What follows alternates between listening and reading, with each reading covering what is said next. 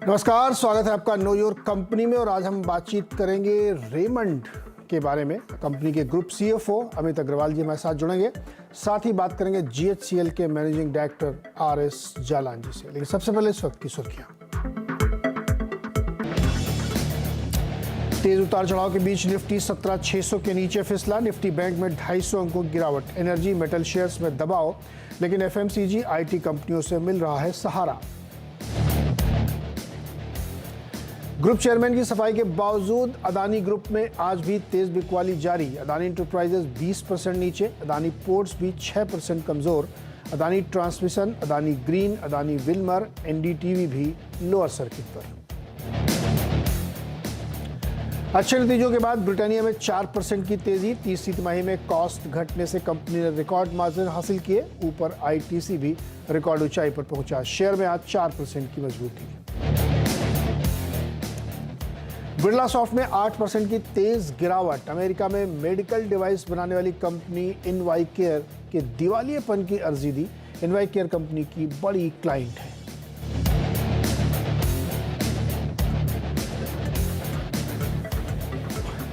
तीसरी तिमाही में नतीजे अनुमान से कमजोर रहे हैं और मुनाफे में 4-4.5% की कमजोरी। एबिटा में 10% गिरावट। मार्जिन भी 15% कमजोर हुए हैं। इस तरीके की जो स्थिति है वो रेमंड के बारे में है। तो तीसरी तिमाही के नतीजे किस तरह के रहे, इस पर हम बातचीत करेंगे ग्रुप सीएफओ अमित अग्रवाल जी से। अमित जी के पास ये चलते हैं। अमित जी, जो नतीजे हमें दिख रहे हैं रेमंड के, उसमें थोड़ी सी वीकनेस दिख रही है। हालांकि जो बीता क्वार्टर होता है ये जनरली फेस्टिव और मैरिज सीजन की वजह से अच्छा होता है, लेकिन फिर भी नंबर में हायर बेस के कंपैरिजन में थोड़ी सी दिक्कत है। कैसे एक्सप्लेन करेंगे नंबर्स को आप? थैंक यू अपने शो पे बुलाने के लिए। जैसे मैं बात करना चाहूंगा कि अगर आप देखें तो ये हमारा 5th कॉन्जिक्यूटिव क्वार्टर है जिसमें एक रिकॉर्ड परफॉर्मेंस देखने को मिली है। आज हमने रेवेन्यू 2200 करोड़ का डिलीवर किया है, which is the highest ever revenue. और सबको पता है कि हमारा जो एबिटा का अचीवमेंट है वो भी 351 करोड़ से। और अगर हम नेट इनकम की बात करें, एडजस्टेड नेट प्रॉफिट की, तो जो पिछले साल 100 करोड़ था उसके सामने हमने 168 करोड़ का नेट प्रॉफिट डिलीवर किया है। तो कंसिस्टेंटली हमारा जो ग्रोथ है मार्जिन का, सब चीज का इंप्रूवमेंट देखने को मिल रहा है। और उसके साथ बहुत इंपॉर्टेंट है, जो कि मैंने पहले भी बताया था आपकी चैनल पे, कि हमारा Q3 से हमारा डेट रिडक्शन शुरू होता है, क्योंकि Q2 तक हम बिल्ड करते हैं स्टॉक और रिसीवेबल्स बिल्ड होता है क्योंकि मार्केट को केटर करने के लिए। और अगर आप देखें तो इस क्वार्टर में हमने 345 करोड़ से अपना डेट रिड्यूस करके 932 करोड़ पे डेट ले आए, जो कि हमारा एक बहुत इंटरनली एक बहुत बड़ा एक हमारा माइलस्टोन था कि हमको 1000 करोड़ के नीचे का डेट पर ले जाना है। अगर आप देखें तो पिछले 2.5 साल 3 साल में हमने करीब करीब 1500 करोड़ रुपए का डेट रिडक्शन किया है, 1450 करोड़ का टू बी प्रिसाइज। तो ये काफी बड़ा स्ट्रेंथ देखने को मिलता है। सेकेंड थिंग, जहां तक मार्जिन का सवाल है, देखिए अभी हमारा स्टेबिलिटी अराउंड 15% क्लियरली आ गया है। और इसके दो बहुत प्रमुख कारण है। एक है कि हमारा जो बिजनेस में कॉस्ट का रैशनलाइजेशन हमने किया था।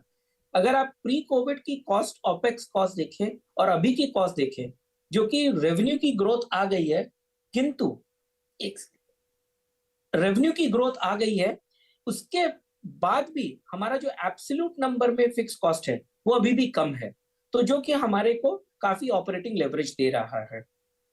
सेकेंड थिंग, हमारा जो एक्सपेंशन आ रहा है कि हमारा अपैरल, जो कि एक बहुत बड़ा ग्रोथ ड्राइवर है, जो कि पहले हमारा मार्जिन रहता था सिंगल डिजिट में 6-7%, अगर आप देखें तो इस क्वार्टर में हमने 11% का मार्जिन डिलीवर किया है with a growth on the revenue. So एक वो काफी स्ट्रॉन्ग एरिया है हमारे फ्यूचर को ग्रोथ करने में। और हमारा जो स्ट्रॉन्ग बिजनेस है ब्रांडेड टेक्सटाइल्स का, उसकी कंटिन्यूअसली हम 20% के ऊपर की जो मार्जिन है वो डिलीवर करते आ रहे हैं। तो अभी प्लस हमारा जो रियल एस्टेट का है, मैं बताना चाहूंगा कि हमने रियल एस्टेट में काफी बड़ा अचीवमेंट किया कि रेरा की टाइमलाइन से 2 साल पहले दिसंबर में हमने 3 टावर डिलीवर कर दिए, जिसके कारण कि लोगों में कॉन्फिडेंस बढ़ गया। और अगर आप देखें तो इस क्वार्टर में जो रेवेन्यू की ग्रोथ आई है हमारे रियल एस्टेट बिजनेस में और जो एबिटा का एक्सपेंशन आया है, वो क्लियरली डिमॉन्स्ट्रेट करता है कि हमारा real estate is going to become one of an important part of our group. बिल्कुल अग्रवाल जी, आपने कंपनी का डेट जैसे बात की काफ़ी सब्सटेंशियली रिड्यूस किया, लेकिन स्टिल 1286 करोड़ का डेट है, तो क्या सिचुएशन आगे जाते हुए होगी नेट डेट की और कैश लेवल की? जी, एक मैं थोड़ा स्मॉल करेक्शन बोलूंगा। अभी हमारा नेट डेट 31 दिसंबर को 932 करोड़ का है। ओके। तो ये ऑब्वियसली हमारा डिमॉन्स्ट्रेट परफॉर्म, अगर हमने पिछले 3 साल में 1450 करोड़ रिड्यूस किया है डेट, तो आप ये डेमोन्स्ट्रेट कर सकते हैं कि अगले 2 से 2.5 साल में clearly from cash flow from operations हम रिड्यूस कर सकते हैं। बट मैं आपको इतना और ऐड करना चाहूंगा, हमारा वो तो फोकस सही है, बट हमारा दूसरा बहुत बड़ा फोकस है अभी बिजनेस को ग्रो करने का। हमारे सब बिजनेसेस में ग्रोथ प्लान्स बहुत स्ट्रांग है, तो उसके कारण छोटा इन्वेस्टमेंट लगेगा, क्योंकि हमारा एसेट लाइट मॉडल से ग्रो करेंगे। ये नहीं है कि हम अपने स्टोर्स अपने इन्वेस्ट करके स्टोर खोल रहे हैं या हम लैंड खरीद रहे हैं, ये सब क्लियरली हम ये नहीं करेंगे। प्लस हम कोई बड़ी फैक्ट्री लगाने वाले हैं, ऐसा नहीं करेंगे। सिर्फ गारमेंटिंग बिजनेस में हम एक्सपैंड करेंगे, क्योंकि वो काफी अच्छी अपॉर्चुनिटी है चाइना प्लस वन के कारण। और अगर आप देखें तो थोड़े दिन में होपफुली हमारे एफटीए साइन हो जाएंगे डिफरेंट कंट्रीज के साथ, तो India will become in a very strong position compare to the neighbouring countries, cost competitive हो जाएगा।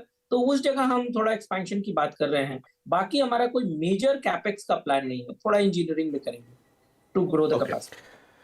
जी अग्रवाल साहब, बहुत बहुत शुक्रिया हमारे साथ जुड़ने के लिए और नतीजों पे बातचीत करने के लिए। अब एक और कंपनी है GHCL, और कंपनी के नतीजे आए उस पर बातचीत करेंगे कंपनी के मैनेजिंग डायरेक्टर RS जालान साहब से। जालान सर, बहुत बहुत स्वागत है आपका CNBC आवाज़ पर। नंबर सर आपके जो हम लोग देख रहे हैं, अगर सीक्वेंसली देखें तो थोड़े कमज़ोर दिख रहे हैं, हालांकि साल दर साल नंबर ठीक ठाक दिख रहे हैं। आपने बहुत अच्छा रेवेन्यू क्रॉप किया है, करीब करीब 1300 करोड़ का, और प्रॉफिट भी 250 करोड़ रखा है, जिसमें 53% की ग्रोथ है YOY। लेकिन सीक्वेंसली थोड़ा सा नंबर कमज़ोर, कोई रीज़न सर खास? Good afternoon. सॉरी, आपकी अभी तक आवाज़ मेरे को सुनाई नहीं पड़ रही थी, तो इसलिए आप अगर वापस अगर सवाल पूछे तो। मैंने जी जालान साहब, मैंने ये पूछा कि आपके नंबर साल दर साल तो बहुत अच्छे देखने को मिल रहे हैं। 28% की ग्रोथ आमदनी में है और 53% की ग्रोथ प्रॉफिट में आई है, लेकिन जब हम क्वार्टर ऑन क्वार्टर देखते हैं तो वहाँ पे वीकनेस है। कोई खास वजह? हाँ नीरज, अगर आप देखें तो पिछली बार भी जब हमने आपको बताया था क्वार्टरली कॉल पे कि हमारा इस बार एनुअल शटडाउन रहा, तो एनुअल शटडाउन से हमारी जो प्रोडक्शन है वो करीब 15,000 टन से कम रही। दूसरा कारण रहा कि जो प्राइस में जो है, मैंने लास्ट टाइम बताया था कि थोड़ी सी सॉफ्टनेस देखने को मिली, तो 2% की प्राइस में रिडक्शन हुई। तो ये 2 मेजर कारण रहे जिसकी वजह से। तीसरा कारण रहा हमारी जो स्पिनिंग, जैसा कि आपको पता है कि टेक्सटाइल ओवरऑल जो है वो हेडविंड से गुजर रहा है। ये वहां पर हमारे को काफी बड़ा ड्रॉप रहा उनकी वहां की प्रॉफिटेबिलिटी में। ये 3 कारण रहे जिसकी वजह से कि इस क्वार्टर में पिछले क्वार्टर के मुकाबले में थोड़ी सी प्रॉफिटेबिलिटी में गिरावट है। जी, तो अच्छा, शटडाउन तो खैर एक वन ऑफ है, लेकिन 2 चीज़ें आपने मेंशन की। एक तो सॉफ्टनेस आई प्राइसिंग में, तो मुझे उसके संदर्भ में आप मार्जिन समझाइए, और दूसरा आप कह रहे हैं कि टेक्सटाइल में हेडविंड्स है, वो अभी ठीक हुई कि नहीं हुई, क्योंकि ग्लोबली पिक्चर कैसी बन रही है वो भी बताइए जरा। जी नीरज, जैसा आपने राइटली बोला कि जो सोडा की जो प्राइसेस में थोड़ी जो सॉफ्टनेस आई है, उसका मेन कारण है कि जो सप्लाई चेन की कॉस्ट जो है ओवरऑल ग्लोबली कम हुई है। आपको जैसे जो कंटेनर फ्रेट थे या बल्क शिपमेंट के जो फ्रेट थे, उसकी वजह से जो प्री कोविड लेवल तक जो है वो चली गई है, जो सप्लाई चेन की कॉस्ट है। उसकी वजह से हमको नवंबर में हमने 2% का एक प्राइस का रिडक्शन लिया था, बट आने वाले समय में हमको ऐसा लग रहा है कि ये प्राइस अब स्टेबलाइज हो गई है। जो एक चाइना का एक फैक्टर था कि चाइना में कोविड की वजह से वहां पर रिस्ट्रिक्शन थे, तो वहां पर डिमांड में गिरावट थी और रियल एस्टेट में इम्पैक्ट था वहां पे। अब जो चूंकि कोविड की सिचुएशन उन्होंने ओपन कर दी है, तो अब आने वाले समय में वहां पे एक अच्छी डिमांड आएगी, और उसकी वजह से हमको आने वाले समय में यहाँ की प्राइसेस जो है सोडा ऐश की प्राइसेस स्टेबल लगती है। अगर मैं टेक्सटाइल के, जैसे आपने पूछा, टेक्सटाइल में जो ओवरऑल है, पिछला साल 21-22 का साल काफी अच्छा रहा था। एक पेंटअप डिमांड आई थी टेक्सटाइल में, उसकी वजह से ओवरऑल सारी टेक्सटाइल कंपनियों की मार्जिन काफी अच्छी थी। लेकिन इस क्वार्टर में मैं समझता हूँ 2 क्वार्टर से, पिछले क्वार्टर और इस क्वार्टर में, एक तरफ कॉटन की प्राइसेस में काफी बड़ा जो तेजी थी वो सॉफ्टन हुई है, और दूसरी तरफ जो है यार्न की प्राइसेस में भी काफी सॉफ्टनेस हुई। तो उसकी वजह से जो इनपुट आउटपुट का जो मार्जिन थी, वो मार्जिन में जो है कमी रही। मेरा ये मानना है कि अभी आने वाले 1-2 क्वार्टर तक ये पेन और रहेगा, बट उसके बाद से सिचुएशन जो है अच्छी दिखती है, और जो है वर्स्ट जो है, अभी हम उस वर्स्ट सिचुएशन पे हैं सारी टेक्सटाइल इंडस्ट्री, और यहाँ से रिकवरी के चांसेस 1-2 क्वार्टर के बाद दिखते हैं, क्योंकि कॉटन की प्राइसेस कम हो गई हैं और यार्न की प्राइसेस अब स्टेबल हो गई हैं। जी सर, मुझे एक थोड़ा सोडास वाले में और समझना था, अभी कॉटन में भी पूछो। सोडास में आपने कहा कि लॉजिस्टिक्स कॉस्ट कम हुई, इसकी वजह से आपको प्राइस कट लेना पड़ा। प्रोडक्ट प्राइसिंग की स्थिति क्या है? प्रोडक्ट प्राइसिंग नीरज, अगर ग्लोबली अगर आप देखें तो अगर मैं चाइना को छोड़ दूं तो यूएस जो कि एक बहुत बड़ा प्रोड्यूसर है, और यूरोप एक बहुत बड़ा प्रोड्यूसर है, वहां पर प्राइसेस फर्म है। और चाइना में थोड़ी सॉफ्टन हुई थी, लेकिन पिछले 10-15 दिनों में हम वहां पर भी प्राइसेस में जो है थोड़ी सी फर्मनेस देख रहे हैं। और डिमांड वैसी बनी हुई है कि उसमें भी थोड़ी दिक्कत, क्योंकि अब दुनिया भर में थोड़ा सा डिमांड भी कम हो रही है। नहीं नीरज, अगर आप डिमांड की अगर बात करें तो सोडा एस में डिमांड कम की बात सिचुएशन नहीं है। पहली बात तो कि अगर आप देखें तो सोडा एस में सबसे बड़ी खास बात क्या है कि सोडा एस की जो यूसेज है, उसका एक नया सेगमेंट जो खुला है, नया सेगमेंट मैं गलत शब्द बोल रहा हूँ, इस बेसिकली जो सोलर पे जो इन्वेस्टमेंट का जो फोकस आया है ग्लोब का, इंक्लूडिंग इंडिया, उसकी वजह से बहुत सिग्निफिकेंट सोडा एस की डिमांड में एक ग्रोथ हो रहा है, और आने वाले समय में और एक्सपोनेंशियल ग्रोथ होगा सोडा एस की डिमांड में। और दूसरा कि ग्लोबली सोडा एस की बहुत ज्यादा कोई सप्लाई नहीं नियर टर्म्स में नहीं देखने को मिल रही है, इसलिए आने वाले समय में सोडा एस में ये समझाइए मुझे, थोड़ा ब्रीफली बताइए, ये क्या यूज होता है उसमें? सोलर वाले आपने कहा कि बहुत अच्छी रोबस्ट डिमांड है, यूज क्या होता है? सोलर में जो ग्लास लगते हैं वो उसमें सोडा एस के बिना ग्लास नहीं बन सकता। तो आप किसी भी तरह का ग्लास देखें, किसी भी आदमी की लाइफ में कोई भी चीज अगर ग्लास से रिलेटेड है तो उसमें सोडा एस की रिक्वायरमेंट आती है। चश्मे वाले ग्लास में भी?